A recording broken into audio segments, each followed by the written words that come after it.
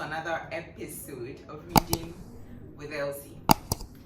As discussed last week, or as I mentioned to you last week, for the month of September, we're going to be having discussions on the literary pieces we've read so far.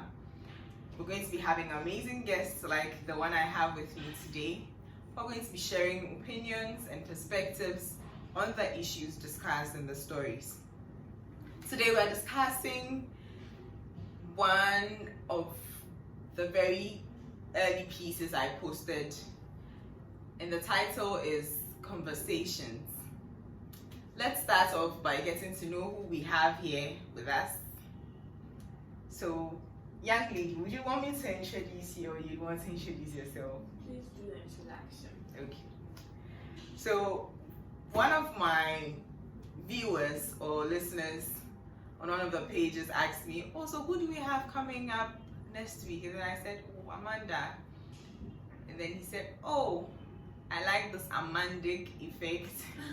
So sometime last week, right, on Amanda's channel, the Minimal Bibliophile, we had a literary discussion. And today we have Amanda herself here on my channel. We're going to be discussing conversations. Amanda is a very intelligent woman, and she's a pro when it comes to literature. She does book reviews on her channel. The name the Minimal Bibliophile. Yes. Later on, we'll be dropping all of her handles in the description section so that you can pick up, join her channel, and listen to amazing reviews on the books you've read and the books you've been looking to read. She works as a production supervisor at Ghana Publishing Company Limited, and she loves to read, she loves to write. She writes very beautiful pieces. Some time ago I read one of your pieces on my channel, yes. So we're going to hear Amanda's opinion on conversations and then the perspectives she has to share. Do enjoy. Okay, Amanda. Hi. So conversations. What's your opinion on conversations as a literary piece? Since you do book reviews, yes, I'm sure you would have a lot to say about it. I have a lot, but I don't have a lot. So generally, I think you did beautiful with the piece. The diction used was suitable for both adults and kids, because when you post your videos, you let us know if the video is for kids or not. So I think the diction used, just in case a mom or dad is watching with their kids, then they would understand what's going on. The transitional words used was also just fine. So generally, I think you did well. I don't have so much to say about that. Okay, what comments do you have on it with regards to the ending, how the story ended? The ending just got me thinking, like, is there more? Or I should just draw my own conclusion. That was it for me. But then I wish there would be more, like a part two. So it's, yeah, that would be fine.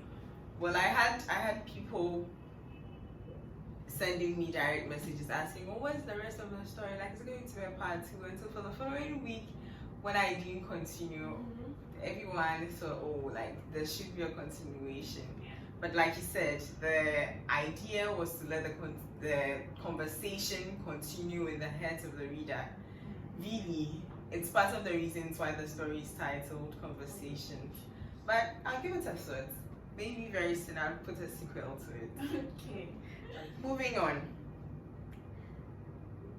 What do you think about asking children the question, who do you want to be in future?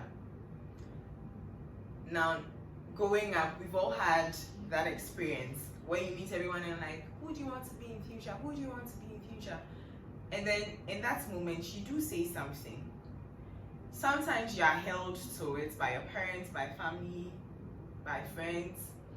do you think eventually, if that dream doesn't happen, does it throw you off?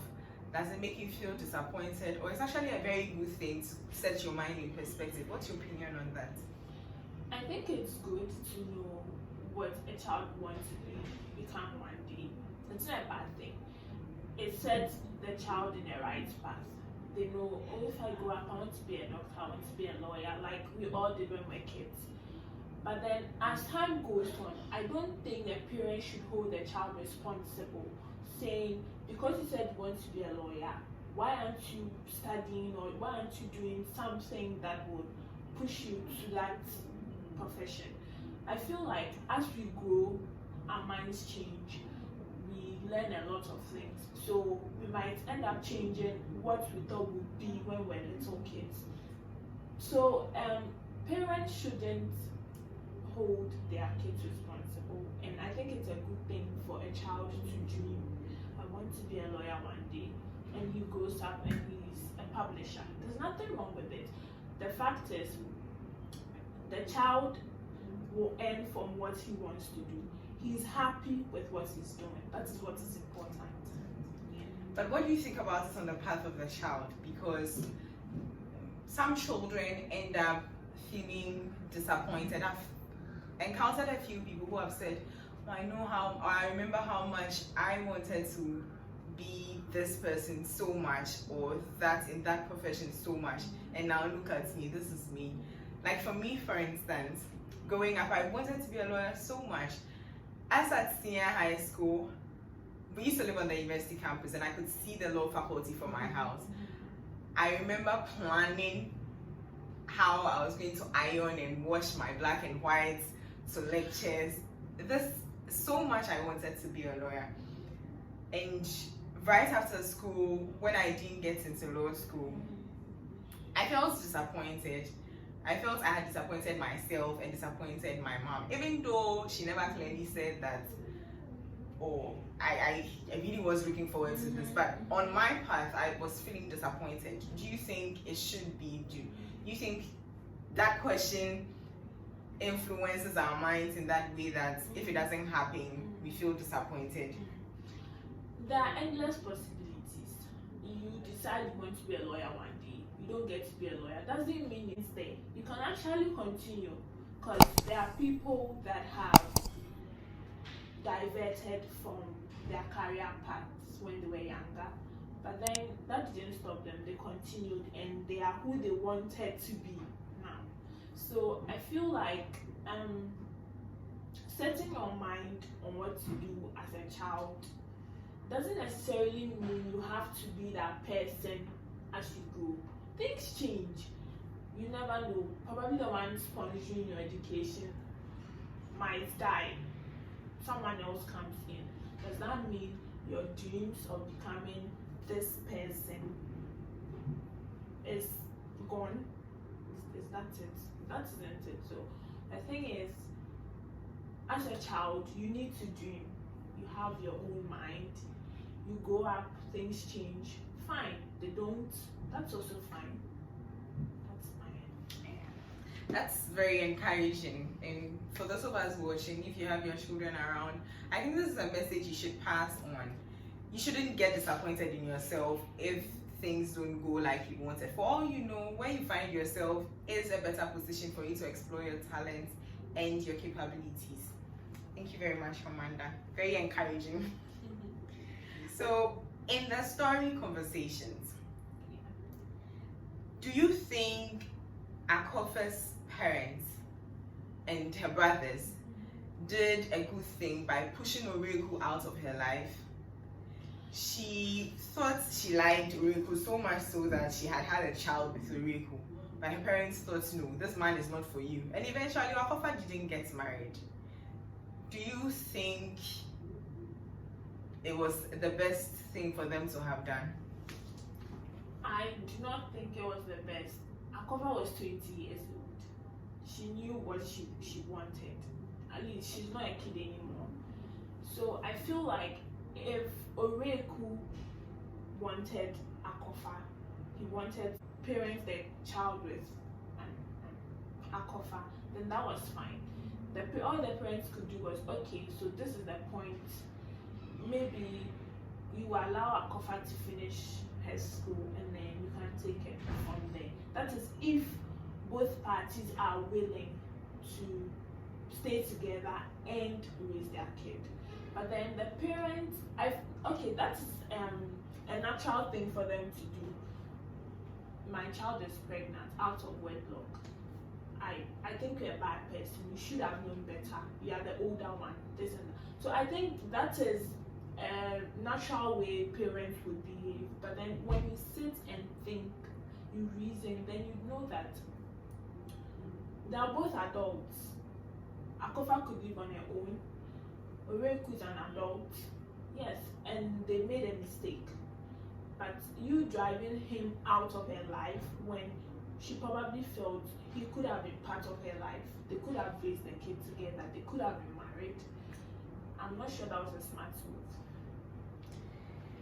Well, yes, that's an opinion, and some people will argue it out, but I guess it's good.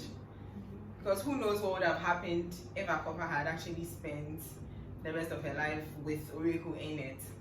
Probably things would have turned out better because she would have had a better support. She wouldn't have felt so disappointed in herself and all of that.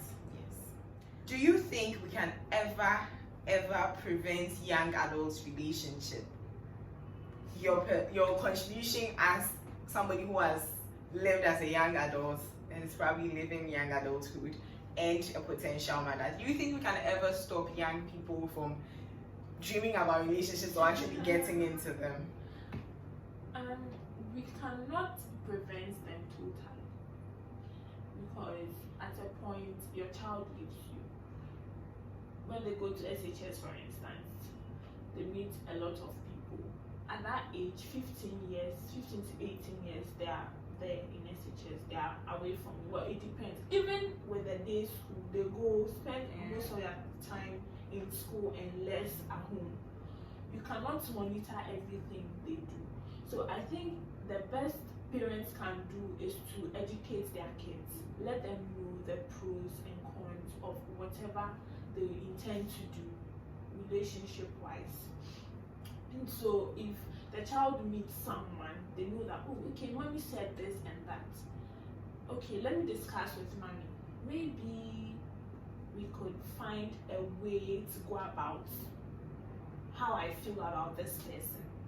But being a parent and insisting your child shouldn't get into it's a natural thing for them. They are growing up. So it's natural for the child to feel a certain way attracted to the opposite sex. And so I don't think it is compulsory for parents to say, you're 15, you can't get into a relationship, or for the child to think, I'm feeling a certain way about this guy makes me bad. No. So that's not 100% prevention when it comes to kids feeling a certain way about the opposite sex. Okay. So we're saying that you can't prevent it. However, you can control it. And by doing that, or in doing so, you need to have a conversation with your child, constant communication, giving them the right perspective on the issues so that they don't make the wrong choices. Because you actually can prevent them from having their choices. They are always away from you. With how the story ended, if you were Akofa, what would you have done? What would have been your next step? What would have been your reaction? What would have been your next move? Okay, so Akofa's reaction was valid. She was scared. I mean, she has been there, so she was just scared for her child. So the conversation she was having with herself, there was absolutely nothing wrong with that. But then for me, I wouldn't barge into the kids. I'll let them have their, because it was a good thing the boy actually came to Akofa's home. So then there she has control. She gets to hear what is going on. So after the guy has left, then you can talk to your daughter. I overheard you say this to this guy. I heard this and that. What is going on? Do you care to share with your mom? And it's a good thing if parents are friends with their kids. Then your child isn't scared to tell you what's going on in her life. If Akofa just barged into them, just imagine how everything would have been like. The boy would probably run away and the child would try hiding things from her. So she having a conversation with herself as the kids were also having that conversation, I think it was a good move. She shouldn't barge. She should just be cool and wait for everything to end, and then she can talk to her child.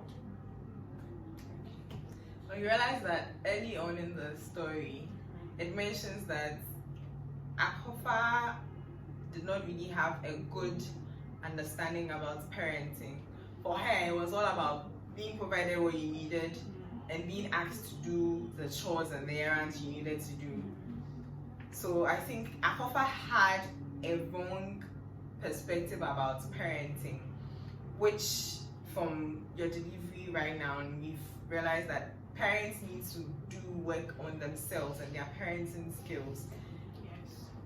We need to realize that it's a lot of tact when you have to handle your children in communicating with them and in getting to know what's going on in their minds and giving them the opportunity to come out open and share their ideas with you. Thank you very, very much, Amanda. It's been very insightful and you shared a lot with us. And for our viewers, I hope we've picked all the nuggets Amanda has shared. And for those of us who unfortunately haven't listened to conversations and so found themselves lost, I'd advise that you go back to watch or read with us the post on conversations, the story conversations. Then, if a sequel comes up, you'll be able to appreciate it, considering all of the insights we've shared today. It's been another amazing time spending with you. Catch you again on another episode.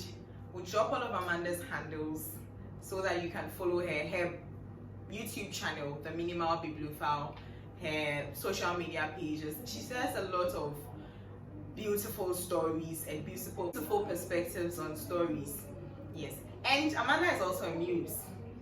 So for all the photographers, looking for a very beautiful muse, you have one here. You should go to her social media pages to see her pictures. She's just mind-blowing. Thank you. Catch you again in another episode of Reading with Elsie. My name is Elsie, and here is Amanda with us. Bye. Bye.